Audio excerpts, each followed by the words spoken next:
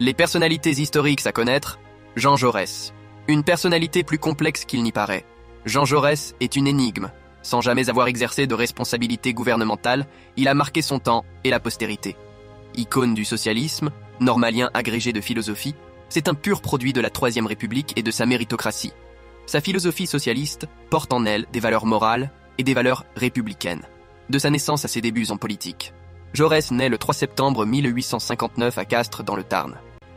Issu d'une famille plutôt modeste, son enfance est marquée par la chute du Second Empire, la proclamation de la Commune de Paris, puis celle de la Troisième République. Brillant élève, il est admis à l'ENS d'Ulm à l'âge de 19 ans. Il obtient l'agrégation de philosophie à l'âge de 21 ans, puis repart pour Albi en octobre professer la philosophie au lycée. Il s'approche alors de la politique en faisant campagne pour un député républicain cavalier. Sans opposition, il est logiquement élu. Jaurès fait partie de ces talents issus de la moyenne et petite bourgeoisie qui ne se dressent pas contre l'ordre social. Il préfère Gambetta à Guesde. Jaurès est donc à cette époque un républicain intransigeant mais aveugle aux mouvements sociaux, rien ne le prépare au socialisme. Il entre finalement en politique en 1885. À cette époque, la République fait face à de nombreux problèmes, montée de l'anarchisme, démission de Ferry en 1885. Dans ces conditions, Jaurès, conformiste, rejoint la liste des Républicains. Il est élu le 18 octobre 1885 à l'âge de 26 ans, devenant ainsi un des plus jeunes députés de France. Jaurès ne rencontre pas le socialisme pour autant et croit au rôle décisif de l'action parlementaire. Mais l'expérience politique de Jaurès va être brève. En effet, la décennie qui suit est une période de crise et d'instabilité. Démission de Grévy en 1887 après l'affaire des décorations, crise boulangiste en 1889. Contrairement aux Républicains, Jaurès ne le condamne pas mais s'efforce plutôt de le comprendre. En mai 1889, passée la crise, Jaurès est battu. La découverte du socialisme à l'heure de l'engagement concret. Le jeune homme prend du recul. Il revient à ses études et voit la perte de son mandat comme un moyen d'enrichissement et de développement intellectuel. Les années 1890 sont cruciales, elles marquent le tournant idéologique de Jaurès. Il devient conseiller municipal sur les listes radicales socialistes, puis maire adjoint à l'instruction publique de Toulouse. L'idée socialiste a en effet commencé à germer en lui. Il s'y intéresse. Finalement, c'est surtout sa rencontre avec Lucien R., jeune bibliothécaire à l'ENS d'Ulm et membre du Parti ouvrier français de Guesde, qui le convainc. Le socialisme à l'époque est émietté, le mouvement syndical peine à naître et la répression de la Commune a laissé des traces encore perceptibles. Toutefois, les scandales et la crise économique qui ébranle la France renouvellent le personnel politique français.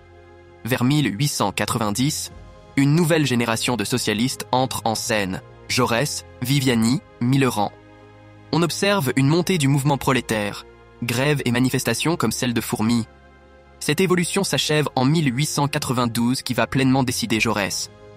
Il rencontre d'abord Guesde, mais c'est finalement une grève qui va changer le destin de Jaurès, celle de Carmaux. Elle soulève le monde ouvrier et ébranle l'opinion publique. Jaurès entre alors dans ce conflit aux côtés des socialistes et remporte le combat. Or, les élections de 1893 se profilent, et Jaurès devient alors le candidat des ouvriers, des socialistes. Il est élu député de Carmaux aux côtés de 50 députés socialistes. Ces élections sont témoins d'une percée socialiste. Désormais, il milite avec ardeur contre les lois scélérates. Il poursuit la défense des ouvriers.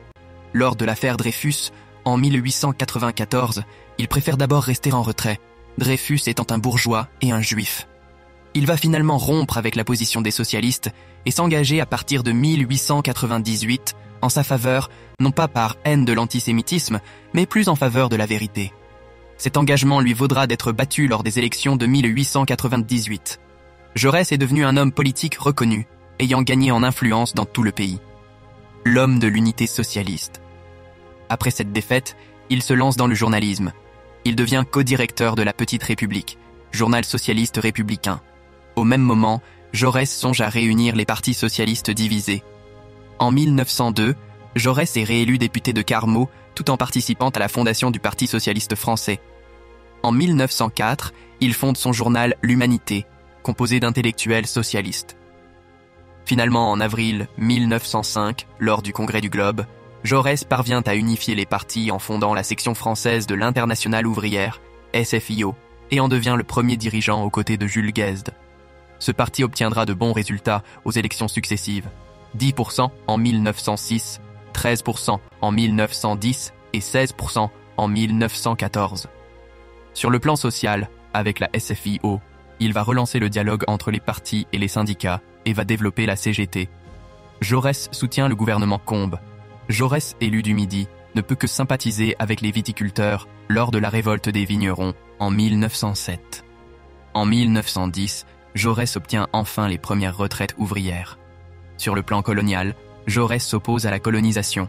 Il s'agit de conquêtes militaires qui nuisent à son idéal pacifique. Sur le plan de la paix, Jaurès s'oppose à l'alliance franco-russe. Il souhaite éviter la guerre et lutter contre l'esprit de revanche.